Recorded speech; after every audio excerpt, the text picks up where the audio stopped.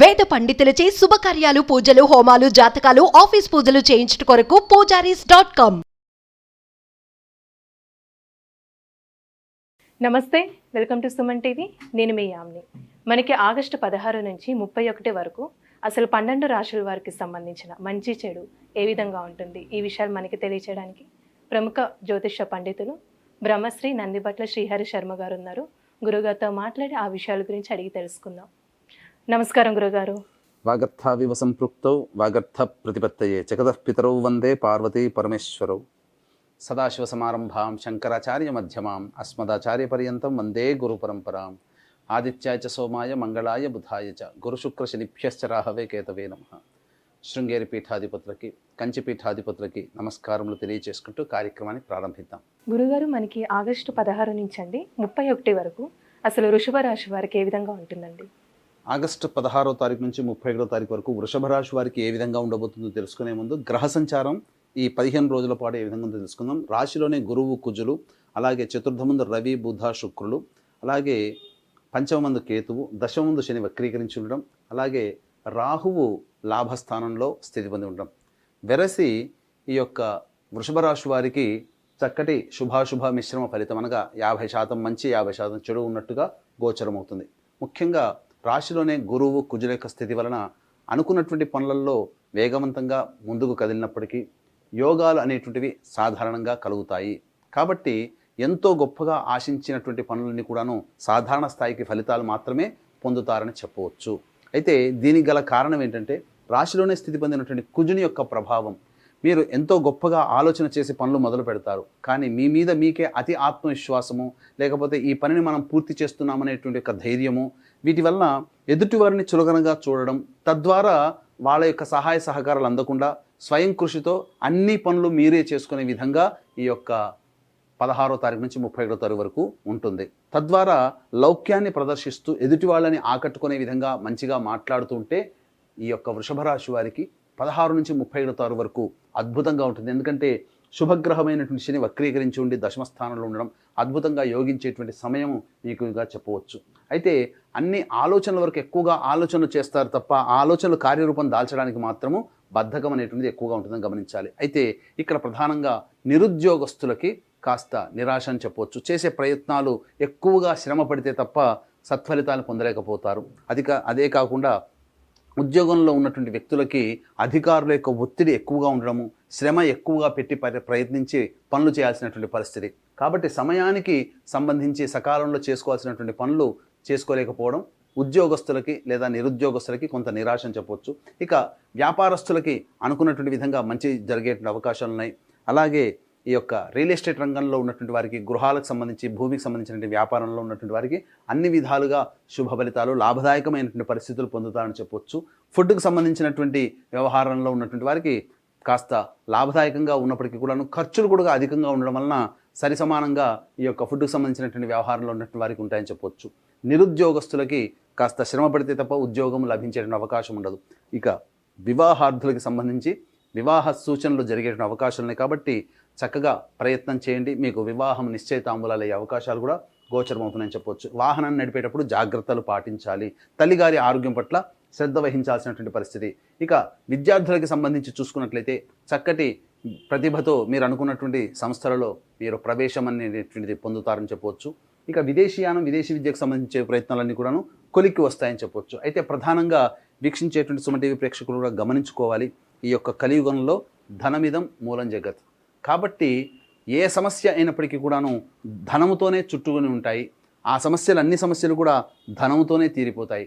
కాబట్టి ప్రధానంగా మనకు కావాల్సింది ఏంటి, ఏ సమయంలో ఏ రోజుల్లో ఏ విధంగా మనకు ఉంటుంది అనేటువంటి విషయాన్ని కనుక మనం దృష్టిలో పెట్టుకున్నట్లయితే తప్పకుండా మంచి విజయాల బాట ఉంటాయని చెప్పొచ్చు. అందుకనే ఆ ప్రయత్నంలో భాగంగా 16వ తారీఖు నుంచి 31వ తారీఖు వరకు ఏ రోజుల్లో ఖర్చులు ఉంటాయి, ఏ రోజుల్లో ధన రాబడి ఉంటుంది, ఏ రోజుల్లో మానసికమైన ప్రశాంతత ఉండదు, ఇలాంటి విషయాల్ని క్లుప్తంగా మనం తెలియజేసుకుందాం.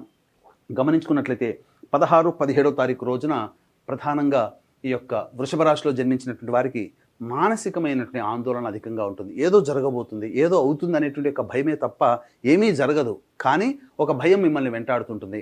అలాగే అనుకున్నటువంటి పనులకి కొంత అవాంతరాలు రావడం వల్ల చిరాకు చికాకులు అనేటువంటివి కలుగుతూ ఉంటుంటాయి.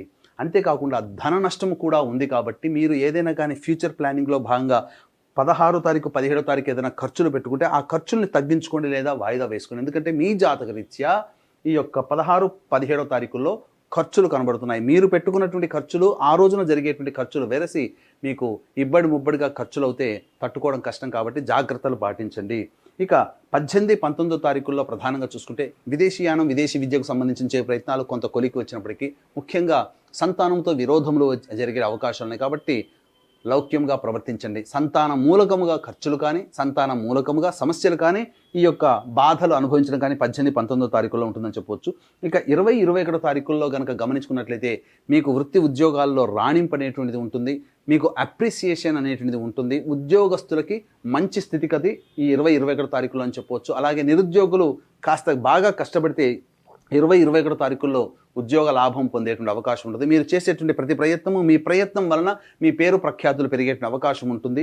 అలాగే ధన రాబడి కూడా చక్కగా ఉంటుందని చెప్పవచ్చు. ఇక 22, 23 తారీఖుల్లో కనుక గమనించుకున్నట్లయితే అన్ని రకాలుగా మంచి శుభ ఫలితాలు పొందుతారు. ధనాదాయం చాలా చక్కగా ఉంటుంది, విశేష ధన రాబడి. తదనుగుణంగా మీ యొక్క సమస్యల పరిష్కారానికి మీరు బాటలు వేస్తారని చెప్పవచ్చు. ముఖ్యంగా విదేశీ యానానికి సంబంధించినటువంటి ఒక వార్త మీకు ఆనందానికి గురి చేస్తుందని చెప్పవచ్చు. ఇక 24, 25 తారీఖులో కనుక గమనించుకున్నట్లయితే ప్రధానంగా మీకు మానసికమైనటువంటి ప్రశాంతత లోపిస్తుంది. అలాగే ఖర్చులు అధికంగా ఉంటాయి, అవాంతరాలు జరిగేటువంటి అవకాశాలు ఉంటాయని చెప్పవచ్చు. అలాగే ఏ పని అనుకున్నప్పటికీ కూడా ఆ పని ముందుకు సాగకపోగా ప్రధానంగా ఆలోచనలకే పరిమితం అవుతాయని చెప్పవచ్చు.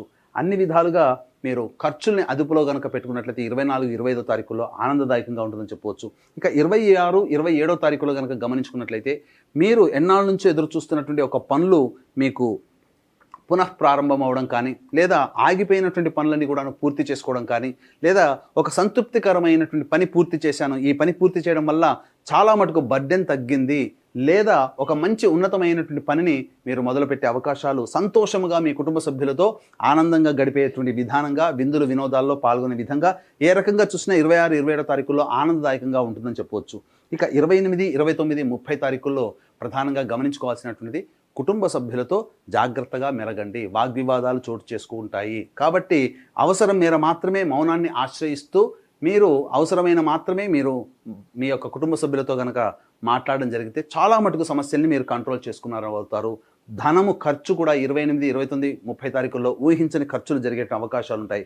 ఇక 31 తారీఖు మాత్రం మీ యొక్క ఖర్చులుగా అయినటువంటి విధంగా మీకు ధన రాబడి, మీకు సహాయ సహకారాలు ఇతరుల నుంచి ఆ 31 తారీఖు అందుతుంది. తద్వారా మీరు చాలా మటుకు మీ యొక్క జీవితంలో కంట్రోల్ అనేటువంటిది ఉంటారని చెప్పవచ్చు. ముఖ్యంగా ఏ తర్వాత గమనించుకున్నట్లయితే 16, 17, 24, 25 తారీఖుల్లో ఖర్చులు అధికంగా ఉంటాయి, మానసిక ప్రశాంతత లోపిస్తుంది. తద్వారా మీరు అనుకున్నటువంటి రంగంలో కొంత వెసులుబాటు అనేటువంటిది జరగకపోగా తద్వారా మీరు వెనకబడిపోతారని చెప్పవచ్చు. కాబట్టి ఏ తర్వాత జాగ్రత్తగా దైవానుగ్రహాన్ని పొందే ప్రయత్నం చేస్తూ వృషభ రాశి వాళ్ళు జన్మించిన వాళ్ళు కనుక ఉన్నట్లయితే మంచిగా జీవితాన్ని గడపవచ్చు ఈ 16 రోజులు అని చెప్పవచ్చు. కాబట్టి వీక్షించేటువంటి ప్రేక్షకులు కూడా ఈ యొక్క పవిత్ర పుణ్య శ్రావణ మాసంలో అన్ని రోజులు మంచివే, కానీ దీనికి తోడుగా అదనంగా 17వ తారీఖు రోజున 31వ తారీఖు రోజున శని త్రయోదశులు అనేటువంటివి 2 శని త్రయోదశులు వచ్చాయి. కాబట్టి వృషభ, మిథున, కర్కాటక, సింహతుల, వృశ్చిక, మకర, కుంభమీన రాశిలో జన్మించిన వారికి శని దోష పరిహారార్థమై శనీశ్వర హోమము, అఘోర పాశుపత మంత్ర హోమంతో పాటు అలాగే గత జన్మ కర్మదోషాలు తొలగిపోవడానికి కర్మదోష నివారణ హోమాదులు, అలాగే విద్య, వివాహ, ఉద్యోగ, దాంపత్య, అనారోగ్య సమస్యల నివారణకి 18 రకాల హోమాదులు కేవలం 1500 రూపాయలు. రెండింటికి నమోదు చేసుకున్నట్టయితే 3000 రూపాయలకి మీరు నమోదు చేసుకోవచ్చు. అలాగే సంవత్సరం పొడుగుతా మా పీఠం ఆధ్వర్యంలో జరిగేటువంటి ప్రతి నెల ఒక్కొక్క క్షేత్రంలో జరిగేటువంటి కార్యక్రమంలో కూడా కుటుంబ సభ్యుల మొత్తం గోత్రనామాలతో నమోదు చేసుకోవచ్చు. అవకాశం ఉన్న వాళ్ళు కార్యక్రమ తదనంతరం కాంటాక్ట్ చేయండి. ఆ 2 శని త్రయోదశులు కూడా సాయంత్రం మధ్యాహ్నం 3 గంటలకి కార్యక్రమాలు ప్రారంభమవుతాయి. కాబట్టి 1 గంట లోపల మీ గోత్రనామాలు నమోదు చేసుకోవచ్చు. గురుగారు, ఇప్పుడు వృషభ రాశి వారికి అండి ఎలాంటి పరిహారం చేస్తే మంచిదంటారు? వృషభ రాశి వారికి ప్రధానంగా ప్రతిరోజు కూడా సుబ్రహ్మణ్య భుజంగ స్తోత్ర పారాయణము, అలాగే దత్తస్తవము కనుక పారాయణం చేసుకున్నట్లయితే చాలా మటుకు శుభ ఫలితాలు కలుగుతాయని చెప్పవచ్చు. గురుగారు, ఇప్పుడు ఆగస్టు 16 నుంచి 31 వరకు అండి అసలు వృషభ రాశి వారికి ఏ విధంగా ఉంటుంది, ఎలాంటి పరిహారం చేసుకుంటే మంచిది, ఈ విషయాలు మాకు తెలియజేసినందుకు ధన్యవాదాలండి. సర్వం శ్రీ ఉమామహేశ్వర పరబ్రహ్మార్పణమస్తు.